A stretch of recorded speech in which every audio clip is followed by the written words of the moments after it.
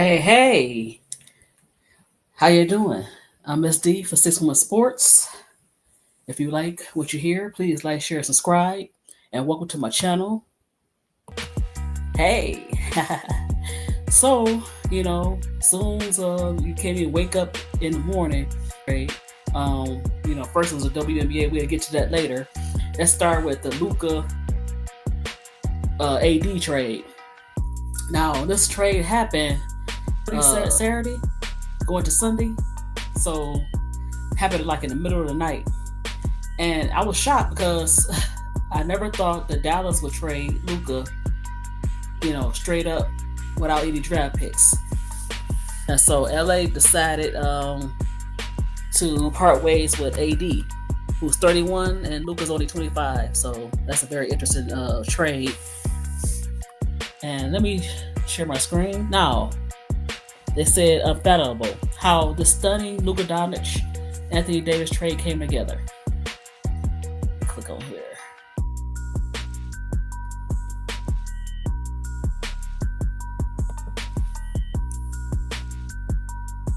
So it said who is the winners and losers. I would say Dallas. That's a loser. Anthony Davis is very talented, but he's getting injured. He stay injured. He's not very durable, and he's getting older now. He's 31 years old. And so you go back to this teeter-totter with him playing. Sometimes he look very spectacular. He get you a high double-double. Then sometimes he's injured every little play. So he gets injured too, but he's still younger. So it says the Dallas Mavericks and the Lakers stunned NBA overnight Saturday with a swap of All-Stars. After a year of leading NBA scoring and finishing third and en route to his first final appearance, Doncic is headed to play with LeBron James. The Lakers and the leaders in points and blocks, as well as promising guard Christie to the Lakers for a 2029 first round pick. So they traded Max Christie for a 2029 first round pick. That still ain't bad for the Lakers. Because of the NBA's salary cap rules, the trade also required the Utah Jazz as a third team. And they required Jalen Hood Scafino for the Lakers and a 2025 second round pick for the Clippers and the Mavs. So they had other teams involved because of the draft, because of the salary cap rules. So it breaks down like this. Lakers gets Doncic, Maxi Kleber, and Markieff Morris. Now, Markieff Morris is a very valuable veteran, so Lakers won this draft. And Dallas get Anthony Davis and Max Christie.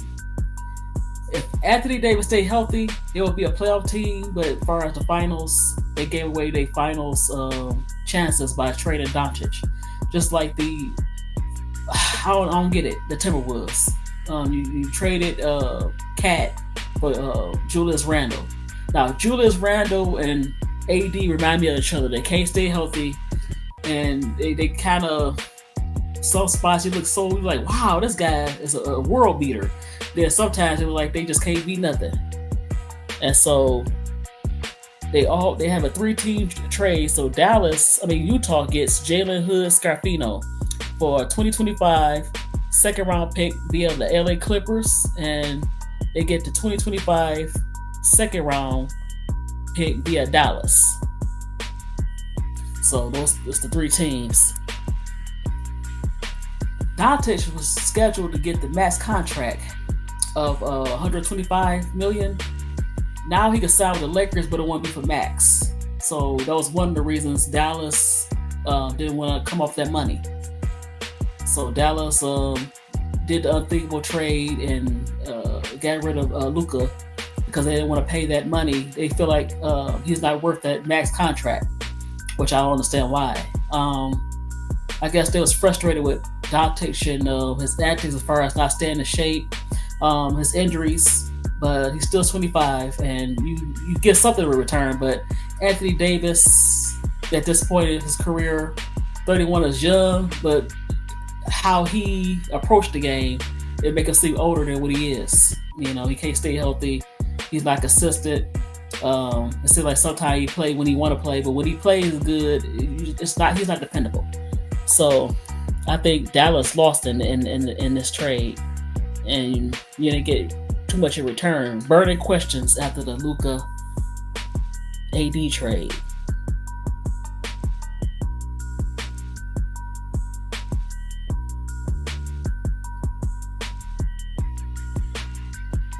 Let me see. What happened to Dallas? Dallas general manager Nico Harrison has offered a smattering of viewpoints in the aftermath of shipping a 25-year-old for a 31-year-old Anthony Davis. Harrison has touted the importance of defense and winning championships. So you tout the importance of winning championships and defense, and Anthony Davis is going to help you how? I like Anthony Davis. He don't play much defense like he used to. He can't stay healthy, so I don't understand that. So he positioned that AD fits the Mavericks timeline to win now and later. Wow, Nico Harrison, you're not gonna be in the general manager for the Dallas longer.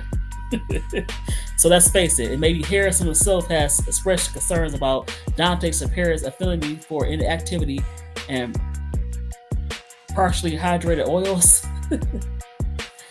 Wow. So it says, all the while, Harrison claimed this is a move born from his autonomy. So the team governor, Patrick Dumont, laughed at him when he first brought it to the table. Lakers general manager thought he was being punked. Mavericks head coach Jason Kidd has nothing to do with the decision. And I feel sorry for Jason Kidd. I mean, I'm sure he has nothing against AD, but you traded a 25-year-old. You went to the finals last year, and if it wasn't for a few plays, they could have won the finals. And you traded for a 31-year-old. I can see he was 31. He stayed healthy. He played defense. He did his things, but he's not the same. He's not. What Anthony Davis you gonna get? You gonna get a motivated Anthony Davis? Or scrubble Anthony Davis. He has this his motor. You talking about Doncic motor? His motor is not as good, but at least Doncic is 25 years old. You know, you getting older. You're not getting any younger. And I don't understand how they think they're gonna win a championship. So Rob thought he was being punked by the Mavericks. They called him about this trade. And you know what? We talk a lot about Anthony Davis, you know, but I like I said, I don't trust Anthony Davis being consistent. I don't know. I don't understand this move for Dallas. For the Lakers is good. You know, you get a little bit younger, and I don't get it.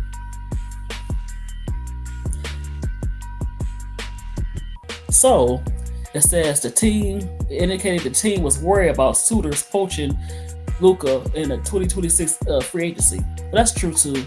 But I think they didn't want to pay Luka that money. And you know what? I was thinking, it just popped up in my head. If Mark Cuban was the owner of the Mavericks, this probably would have never happened this way. He would have got more for Luka than what the Mavericks got in return. So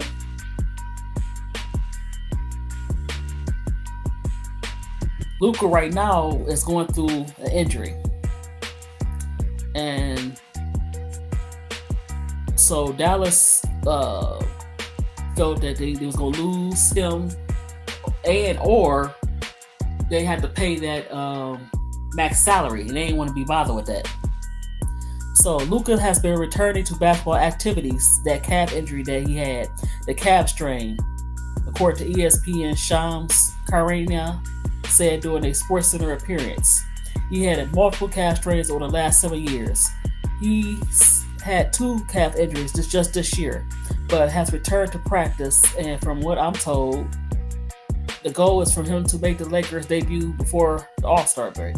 Okay, so it's 5 games from the All-Star break, which is February 4th at the Clippers, Thursday at home against the Golden State Warriors Saturday, February 8th against the Indiana Pacers, and February 10th against the Utah Jazz.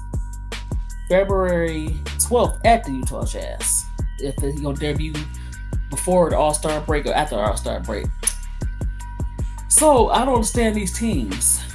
They have problems. Either they don't want to pay their younger stars, or they're afraid they might lose them. So they're making these kind of weird trades. Like I said, the Dallas Mavericks and the Minnesota Timberwolves traded their championship aspirations away. And I didn't get what Minnesota was doing. I dang sure don't get what the Dallas Mavericks doing. The Lakers won a trade because they got younger, in spite of Luka's calf injury. Dallas basically there's no finals this year for them. Anthony Davis can't stay healthy either, and you don't know what Anthony Davis you're gonna get. Is he motivated to lead your team to a championship? Is he the guy to say, come on, motivate his teammates? Because you want him to be the second option, and right now, sometimes he plays like the third option. So I don't see Anthony Davis helping you win a championship even more than you think that Luka could do it. And now it's rumored that Kyrie want to leave. So it's just a hot mess in Dallas right now. I really feel bad for Jason Kidd. I want to see Jason Kidd win as a coach. This is not helping him with a player that he's so talented, but he don't want to. He doesn't always live up to his talent, and it's very frustrating watching Anthony Davis. And Charles Barkley always called him street clothes. So hopefully he be in a uniform instead of being in street clothes for Dallas. Y'all talk about he want to win a championship. The general manager of Dallas, the fans are probably they pulling their hair right now. So you on a hot seat. You just have to work in a certain way. But finals, I don't see it with Anthony Davis. You have to be closer to the Western Conference Finals or have a decent run in the playoffs. But yeah, this trade is kind of weird for Dallas. So yeah, so that's what happened, and it was very shocking. It's still bringing shock waves to the league. And I was watching something on First Take. Stephen A. Smith said that now the owners are saying that they're rerunning the NBA, not the players. I don't think so. Owners are sending a message saying we run the NBA. We're not gonna pay you the max contract. If we get a chance to trade you, we will. We're not gonna pay you the money that you want. And I think this trade do not send a message. The players still run the NBA, and it is what it is. Dallas just had a chance to move a player, and the Lakers agreed to move Anthony Davis. So it wasn't like it was a power move. But I do think, I was saying something about LeBron being the GM. Now, LeBron is not the GM, but LeBron, I'm sure they ran it over to LeBron, and he probably said, yeah, and there's gonna be some people out there saying LeBron backstabbed AD. I don't think so. LeBron was the reason why AD was there. He kept saying, I need AD, I need AD. AD, with all this talent, and they had some talent, they could have won more than the bubble championship. Now people say they're the bubble champions of 2020. You can only play who's there.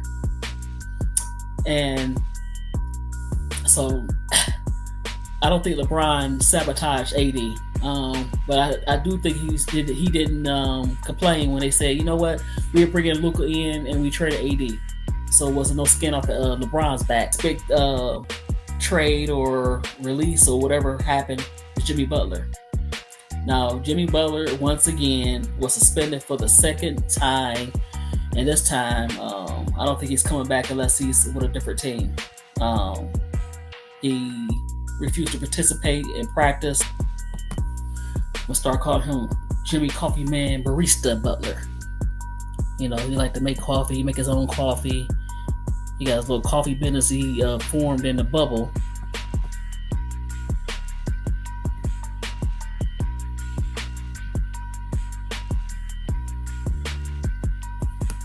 So I think they said they wanted to traded him to Golden State. He turned that down.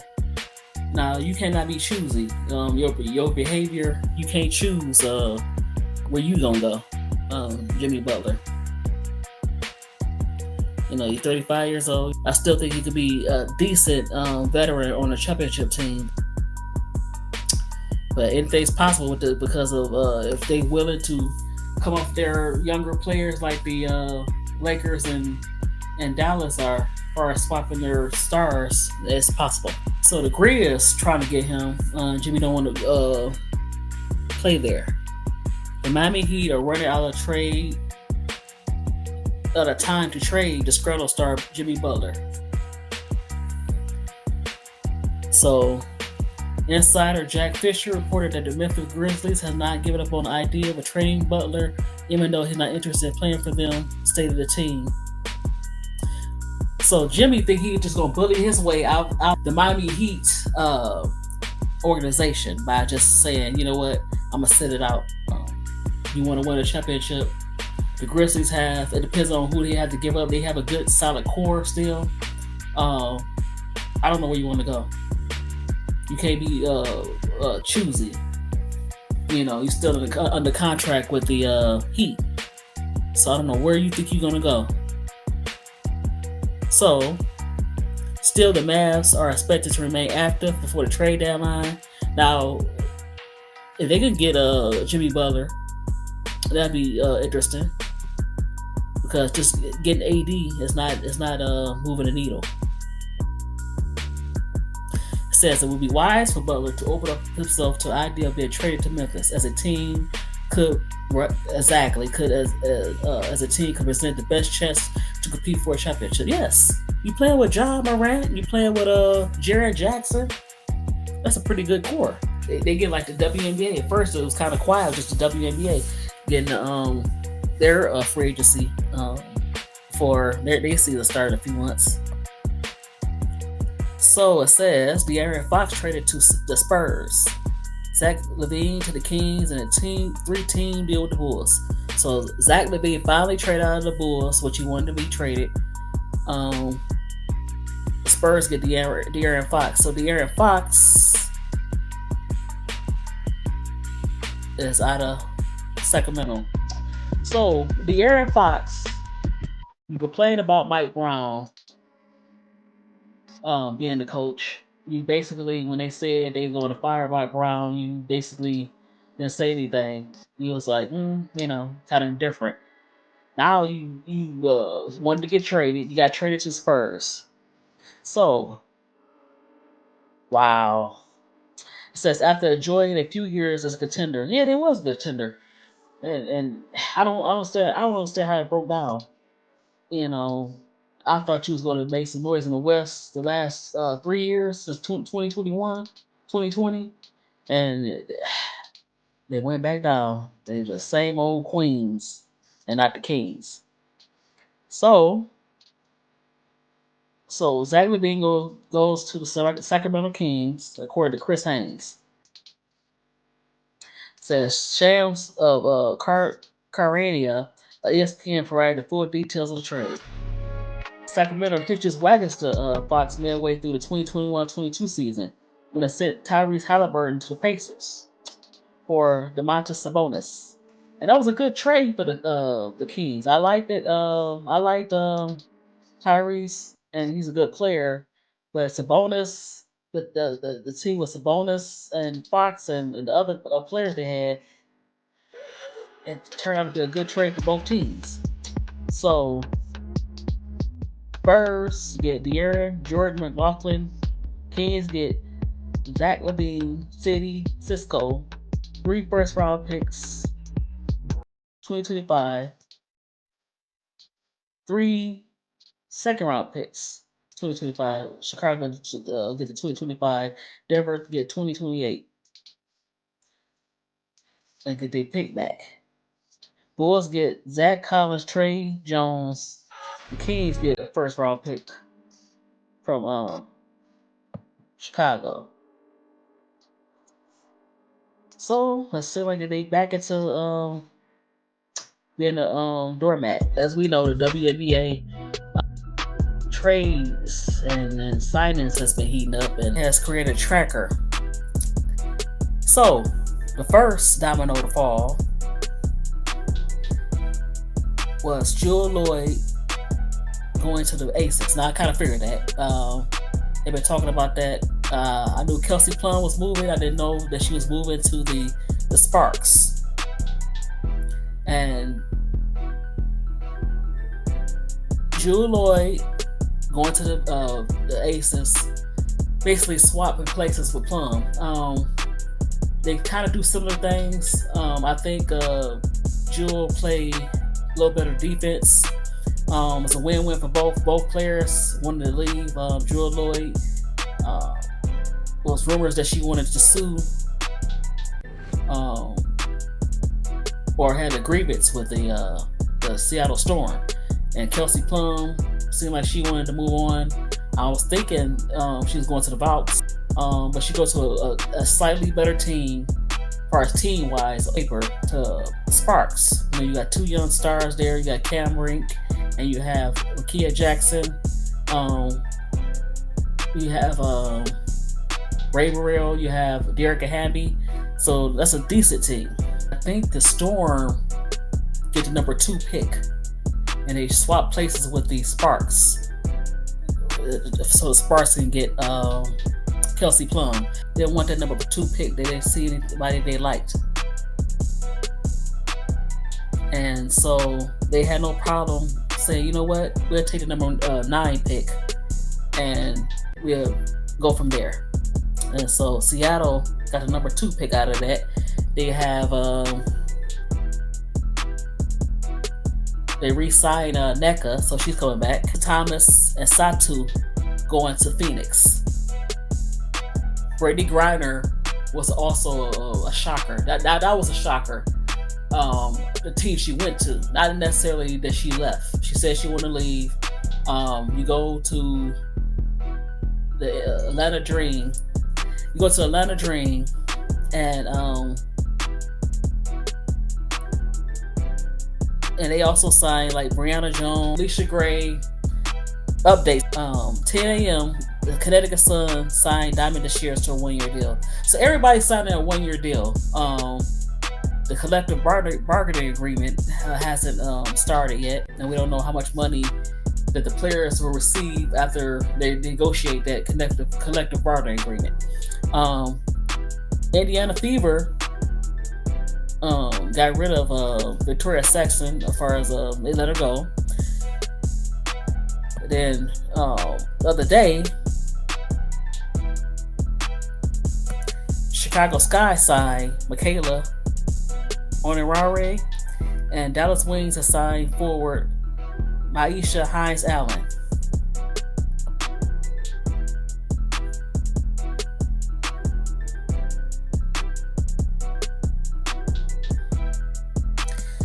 So, Dallas received Dejanay Carrington and Taisha Harris from the Connecticut Sun. Connecticut Sun has officially went kind of rebuilding. They did get Tina Charles. I don't understand that move by Tina Charles. I guess she just took the 1-year deal. Maybe they have more money to give her before the CBA happened, because the cover is bare with the Sun. You have Lisa Thomas gone, Dewana Bonner's gone, Dejanay Carrington is gone, Taisha Harris is gone. I think you still have, I'm not sure she's under contract. Marina Mayberry is still there. You still have Tiffany Mitchell. Brianna Jones is gone. So for Dallas, they're looking decent. You get Dejanay Carrington, who's most improved on defense. Offensive has gotten better. Taisha Harris, a very sound, solid point guard. You get Anissa Smith, and they get Michaela Herbert Harrington from Phoenix, and they get the number 12 pick swap with Phoenix. No, they swapped the 2026 pick, and right to swap the third pick with Indiana. So now Lisa Smith come from Indiana. They let her go. Well, they traded her for the draft rights. So that's pretty good. She's a pretty solid player. Play defense, can score inside out. 6'4". And you still got a Rike there. They got rid of. Well, they traded Kalani Brown. Received Satu Sabli from Dallas in the trade. A 3-team trade. Kalani Brown goes to Dallas. Oh, I'm sorry, Kalani Brown from Dallas. I'm sorry. And Suzanne and Alyssa Thomas. Indiana is another team. Indiana, wow. Some of the players I thought, first they re-signed Kelsey Mitchell. I was very shocked that they re-signed Kelsey Mitchell. Indiana receives also, they get Sophie Cunningham, who's a solid player. Number 19 draft pick in the 2025 Phoenix, and Jaylen Brown goes to Dallas. Connecticut get J.C. Sheldon, Rebecca Allen, and Tasha Cloud. Like I said, it's a rebuild year. DeWanna Bonner signed with Indiana. She probably signed for the money. She didn't go with her fiance, Alyssa Thomas, to Phoenix. They also signed Natasha Howard. So you got Natasha Howard, DeWanna Bonner, Kelsey Mitchell, all going to the Fever. I think I'm missing somebody.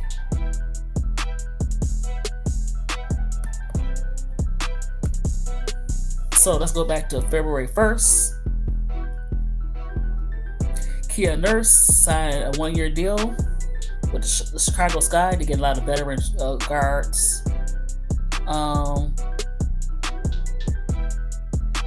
Chicago Sky get Rebecca Allen, and then I think Connecticut is giving Lindsay Allen and the rights to forward Nicolina Millick. Odyssey Sims is going to resign with the Sparks, so they need that guard play. They waive Zaya Cook, so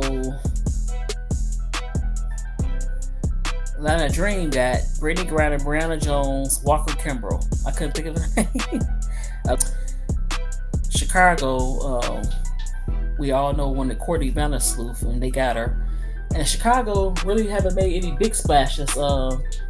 They needed some, like another 4. They needed a big girl. They didn't go out and get that person in these trades. So I don't know what the Sky is doing.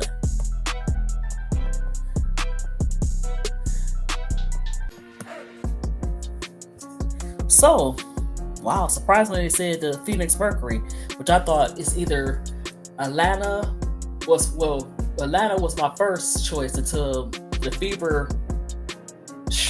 They got their wish list. You add in players to Caitlin Clark, Lexi Hall. They had to give none of their big players. Lexi Hall, is she still there? I think she's still there. Aaliyah Boston. So you kept Kelsey Mitchell. You get Natasha Howard. You have DeWanna Bonner. And you bring in a pretty decent coach. I think there has been a little hype about the Mercury building a super team, and then it's Satu and Thomas. That don't make them a super team. So, this time, last year, the Seattle Storm was clear winners of the offseason. They had added Skylar Diggins and NECA. So, like the Storm did last year, Phoenix had an uphill climb for a championship despite getting good value. But they lost out on Bonner, trying to bring Bonner back. So you got Copper, Thomas. Satu, I don't know, because she stayed injured. If she can stay healthy, they'd be decent. They're not contenders. Winner they said was the Indiana Fever. It says having gone 9-5 after Olympic break behind the duo of rookie Aaliyah Boston Clayton Clark. They bring back Kelsey Mitchell on the qualifying offer. Indiana seemed to be striking out on the Tigers, but it changed in a big way over the weekend. They got Natasha Howard, and she returned to the Fever. They got DeWanna Bonner, and some playoff experience. They got the coaches. That's pretty good. So you bring in DeWanna, Natasha on the Fever, along with keeping Kelsey Mitchell. They let go or they traded Melissa Smith, let go of Victoria Saxton, but still kept Hall. Oh, wow. Lose with the Valkyries. They really didn't lose anything.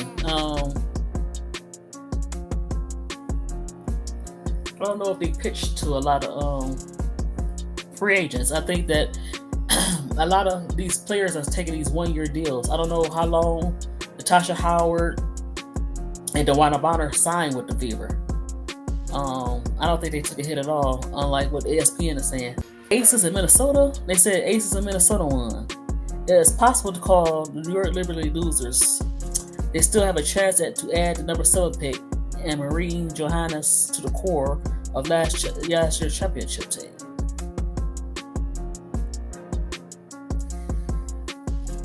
Aces didn't win, but I think they did okay. They still need somebody to play next to Asia Wilson. They also need somebody to play. They need big bodies because I don't like their bench. Kia Stokes come in. She played a little defense. She don't give you enough points. It was a lot of times that she gave you 0. She gave you donuts. And sometimes they play Alicia Clark. She's kind of small. So they need a few big players, and I'll be like, okay. Even though they lost Plum, they still kept most of their core covered. It's hardly bare. It's bare to me. I mean, Maria Mabry and Natasha Cloud, they okay. You didn't get any. I like Tina Charles, but not on this team. She's like the third option. She'd be a player that you bring back with the Liberty or the Aces. They got players that she can play behind. She wants to start, but they'll make a playoffs maybe. But yeah, they said the winners are the Chicago staff front office.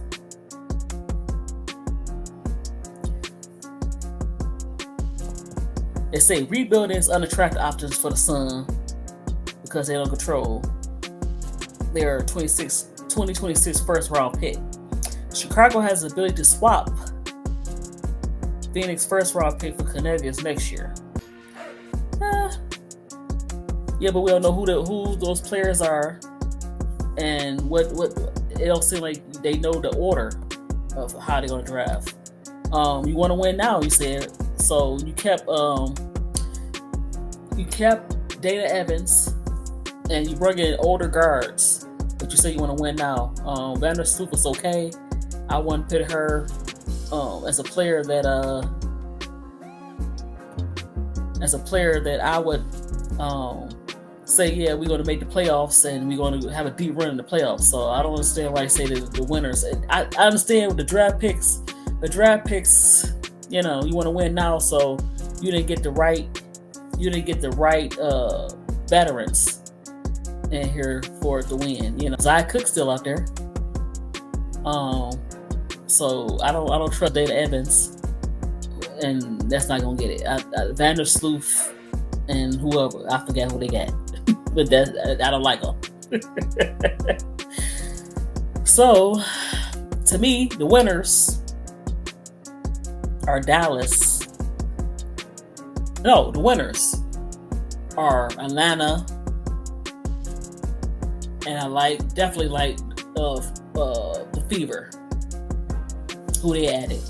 The veterans, Natasha Howard, You added Dewana Bonner. You still kept Kelsey Mitchell, who didn't get the credit. The reason why they went 9-5 after the break is because of Kelsey Mitchell play, not necessarily Caitlin Clark or Leah Boston. She was the one that set the tone. So Fever, Atlanta, Dallas, and I like Fever, Atlanta, Dallas in that order. And let's see how that works out. Losers, Sky, Aces, they're not losers, but they should have got more than just the guard. You kind of get from that standpoint. You got some draft picks, whatever. Possible slight winners. It's the Sparks. Plum is good. You added Plum. You get some veteran guard leadership. You come up with that second pick. That's a difficult choice. The second pick, get the number 9 pick. You put that pressure on somebody else to get that pick. Seattle. I think Kiki would work well Seattle necessarily, but I don't know if she has second pick. So yeah, and so we'll see what trades they got, especially the WNBA. A lot of movement. We're still in the free agency period, and so we'll see how it's gonna shake up. Woo! So this is Miss D for 611 Sports, and I'm out.